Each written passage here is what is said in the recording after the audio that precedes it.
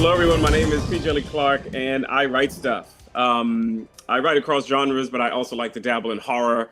Most notably, as Linda pointed out, my novella Ring Shout, the prequel short story to that novella Night Doctors, and the short story Hide and Seek, which was fortunate enough to be featured in Jordan Peele and John Joseph Adams' Out There Screaming. So I got invited to this wonderful event by the Tananarive Due, which is mind-boggling for me. So, of course, I had to say yes. And I'm delighted that I'm invited to be part of this wonderful horror community and the many writers and creators I've gotten to know and share platforms with over the years. Tananarive kicked this off talking about her mother, who introduced her to horror as well as civil rights. And it struck me that this was also a role played by my own mom. I was born in the US, but sent back to live with my grandparents in Trinidad and the Caribbean, my parents' homeland. And when I came back here around the age of 7 or so, my mother was my guide to all things fantastic and speculative fiction, including horror. She had grown up watching those old shows like Dark Shadows and introduced me to the creepiest of the old black and white Twilight Zones. We'd sit together with the covers drawn over our heads, watching films like The Omen. And yeah, my mother also introduced me to civic duties and activism.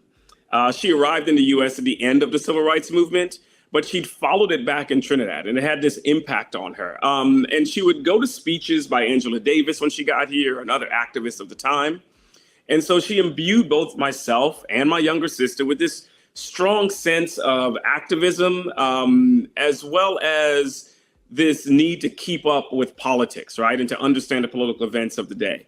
And when she finally decided to become a US citizen later in life, she took to it with vigor and would volunteer every year with the local Black churches to drive elderly folks to the polls, and was even almost elected to be a delegate during the election of Obama. Yeah, but declined on account of she didn't like the spotlight like that. My mother passed away in 2014, so she missed the real life horror story we all endured in the 2016 election. Remember that feeling? Yeah, don't want to feel that again. And the possible horror we're facing in this 2024 election. But I'm here to carry on her struggle and do whatever I can and urge everyone to do what they can to elect President Kamala Harris and Vice President Tim Walz. Every election is important. Everybody says this all the time. And this one may be perhaps the most important of our lifetime that could determine whether democracy as we know it, even an imperfect democracy, survives, or we enter into some authoritarian, bizarre world that takes us back to a dark past instead of offering a path forward. So if you can still register where you live, get registered. Have a voting plan so you know where you should vote, if your registration is in order, or if you can register on the day of the election. I think many people have spoken about this. Have a plan so you can vote. And even more important, bring some friends along. The last thing, I hear a lot from people wondering if their vote matters.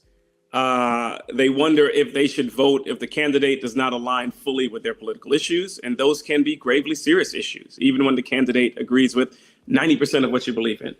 So beyond being a writer, I'm also an academic historian. And I'm reminded of Frederick Douglass and other abolitionists who had reservations about Abraham Lincoln in the election of 1860, which reminds me so much of this moment. Yet in that election, they understood without hesitation that a victory for any other candidate than Lincoln would be a triumph for the slave powers of the South.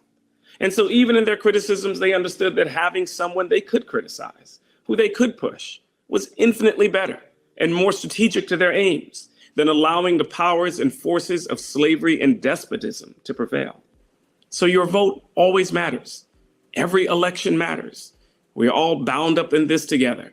And the time to fight is now, if only to assure you can fight tomorrow. So that's it for me. Thank you, guys.